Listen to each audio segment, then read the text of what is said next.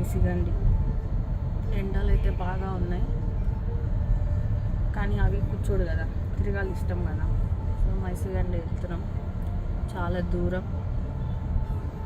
నాకైతే చలిస్తుంది కార్లో, full AC.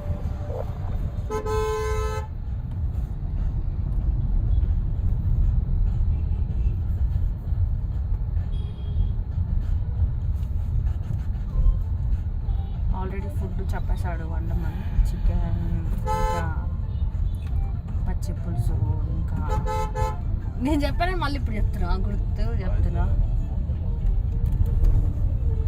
చల్లగా అయిపోద్ది బాబు మనం వెళ్ళేసరికి. మనం వెళ్ళాక చెప్పు, అప్పుడు చేసేస్తాం.